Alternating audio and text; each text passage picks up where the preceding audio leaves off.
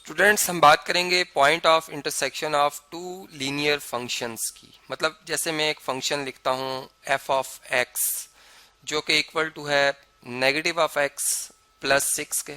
ठीक है, अब देखें इसको मैं क्यों लीनियर फंक्शन कह रहा हूँ, क्योंकि इसमें जो प्रोसेस हो रहा है, जो फार्मूला बना है, इसके अगर मुताबिक देखा जाए तो जो एक्स वेरिएबल है इसकी हाईएस्ट एक्सपोनेंट जो है वो 1 है। ठीक है, यानी एक लीनियर पोलिनोमियल एक्सप्रेशन है, इसलिए हम कहेंगे कि ये एक लीनियर फंक्शन है और इसका जो ग्राफ बनेगा, मतलब जो हम यूं कहेंगे कि वो ऑर्डर पेयर्स जो कि इस फंक्शन के लिए लिखे जाएंगे, जिसमें कि पहला एलिमेंट इस फंक्शन की डोमेन का एलिमेंट होगा और उससे लिखने से जो रेंज का एलिमेंट आता है वो ऑर्डर पेयर का सेकंड एलिमेंट होगा, तो वो एक लाइन बनाएंगे, एक स्ट्रेट लाइन बनाएंगे। ठीक है, और वैसे भी हम जानते हैं कि एफ ऑफ एक्स हम इन जनरल वाई के इक्वल लिखते हैं, तो वाई इज इक्वल टू अगर लिखा जाए नेगेटिव ऑफ एक्स प्लस 6, तो ये एक लीनियर इक्वेशन बन जाती है इन टू वेरिएबल्स। ठीक है, तो अब इसके इन्फिनाइट मैनी पॉइंट्स हैं जो कि इसके अपने सोल्यूशन में हैं, इसके अपने मतलब एक सेट बनेगा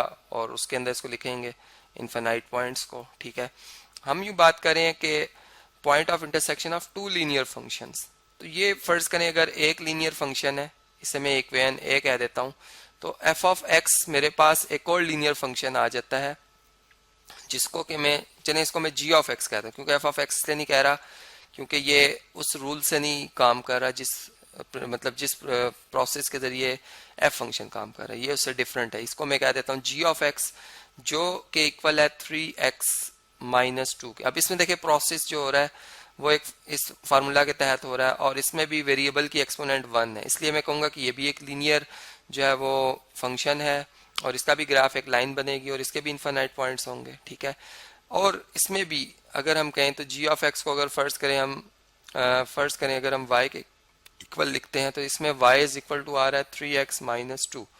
मतलब अब इस तरह की जो इक्वेशंस हैं जिसमें कि दोनों लीनियर इक्वेशन और इनटू वेरिएबल, इनका सोल्यूशन फाइंड करने के हमारे पास बेशुमार मेथड हैं।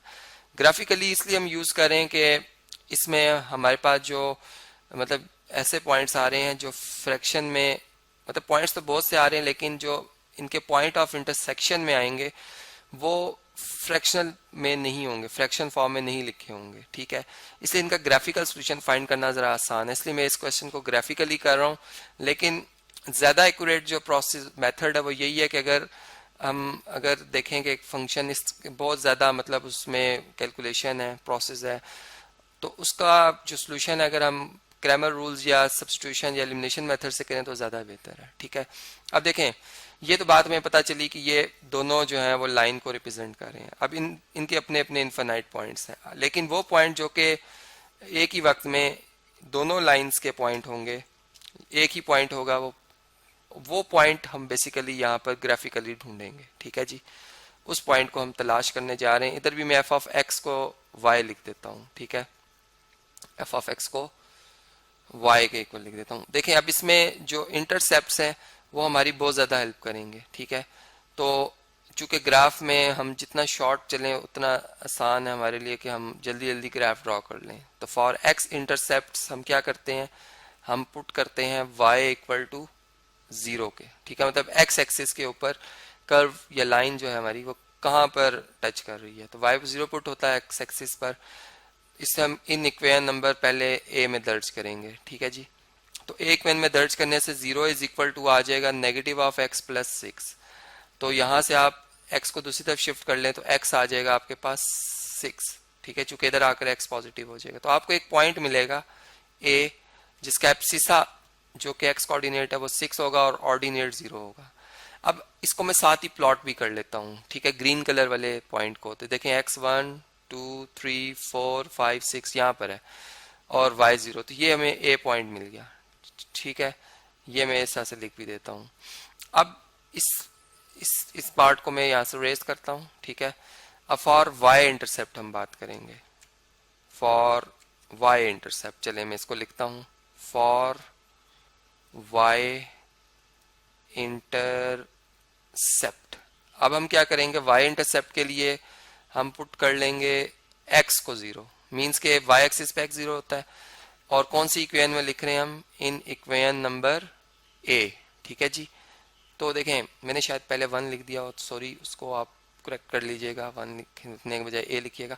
तो यहाँ पर y इज इक्वल टू क्या आ जाएगा, माइनस नेगेटिव ऑफ 0 इज 0, ठीक है, प्लस 6। तो ये आपके पास y इज इक्वल टू 6 आ जाएगा। मतलब आपको एक b पॉइंट मिलेगा जिसका x कोऑर्डिनेट 0 है और y कोऑर्डिनेट 6 है। चलें इसको भी साथ ही हम प्लॉट कर लेते हैं। x कोऑर्डिनेट 0, y 6, 1 2 3 4 5 6 यहाँ पर, ठीक है जी। ये हमें b पॉइंट मिल गया और इसके कोऑर्डिनेट्स भी मैं ड्रॉ कर लेता हूँ, 6 0 एंड 6।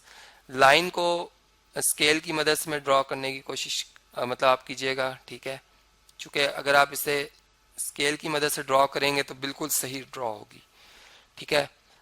तो इस चीज का आपने मतलब यहाँ पर ख्याल रखना है, ठीक है। मैं कोशिश कर रहा हूँ कि ये बिल्कुल स्ट्रेट रहे, ठीक है, काफी मैंने कोशिश की है इसमें, ठीक है। इसी तरह यहाँ से भी थोड़ा सा इसको मैं बढ़ा देता हूँ, सॉरी यहाँ से थोड़ी सी डायरेक्शन चेंज हो रही है, यहाँ से ऐसे, ठीक है, अभी भी थोड़ी सी रॉन्ग है, यहाँ से ऐसे है, ठीक है। चलें काफी हद तक बेहतर है। अब हम सेकंड जो हमारी इक्वेशन है, अब हम उसके एक्स इंटरसेप्ट और वाई इंटरसेप्ट निकालते। देखें लाइन कितनी जल्दी ड्रॉ हुई है, ठीक है। इसमें भी हम लिखेंगे for x intercept put y equal to 0 in equation number b, ठीक है। तो देखें यहाँ पर 0 आ जाएगा, 3x माइनस 2 दूसरी तरफ शिफ्ट कर लेंगे, पॉजिटिव 2 हो जाएगा, इक्वल टू 3x, और 3 से डिवाइड कर दें आप, यहाँ भी, तो आपको x कोऑर्डिनेट मिल जाएगा जो 2 डिवाइडेड बाय 3 है, ठीक है। 0.66666 ऑन एक रैशनल नंबर है, ठीक है, नॉन टर्मिनेटिंग रिकरिंग, ठीक है। तो इसमें हम क्या लिखेंगे, इसे x कोऑर्डिनेट 2/3 और ऑर्डिनेट क्या है जी 0। अब 2/3 कहाँ पर होगा, देखें इसके लिए हम यूँ बात करते हैं, x कोऑर्डिनेट 2/3 मीन्स के आपने 1 के कितने पार्ट करने हैं, 3, ये 1 है, इसके 3 equal parts 1 2 and 3। This is जो पहला ये 1/3 है, 2/3 है, 3/3, 3/3 मीन्स 1, ठीक। तो ये पॉइंट बेसिकली यहाँ पर है, ठीक है। ये मैं अब एक ही पॉइंट ड्रॉ कर लेता हूँ, अंदाजा तो हो गया आपको, ठीक है, कि कहाँ पर आएगा। तो असल में हमें अंदाजा ही करना था इसमें, ये है जी पॉइंट, ठीक है। ये है, इसे मैं कह देता हूँ ये सी पॉइंट है, ठीक है। ये सी पॉइंट है जिसका एक्स कोऑर्डिनेट 2/3 है और वाई कोऑर्डिनेट 0 है। अब हम वाई इंटरसेप्ट निकाल लेते हैं। तो फॉर वाई इंटरसेप्ट हम क्या करेंगे, हम x को 0 के इक्वल पुट करेंगे इन इक्वेशन नंबर b। तो देखें यहाँ पर 0 पुट कर लें तो y is equal to 3 multiply 0 0 0 minus 2 is -2, ठीक है। तो हमें जो d पॉइंट है वो मिलेगा जिसका एब्सिसा 0 है और ऑर्डिनेट -2 है। तो d पॉइंट प्लॉट कर लेते हैं जी क्विकली। d के लिए x 0 y -2, देखिए 1 2 यहाँ पर है, ठीक है जी, ये पॉइंट है वो, x 0 है और y -2, ये d पॉइंट है। तो अब इसमें अगर आप इन पॉइंट्स को आपस में मिलाते हैं, ठीक है, इस तरह से, इस तरह से, इस तरह से, थोड़ा सा मेरी लाइन टेढ़ी हो रही है यहाँ से, बिल्कुल एक ही डायरेक्शन में इसने मूव होना है, इस तरह से।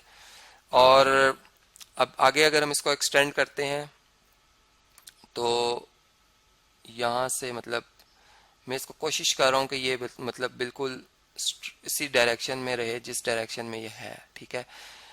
तो काफ़ी हद तक मैंने इसे स्ट्रेट ड्रॉ करने की कोशिश की है, ठीक है।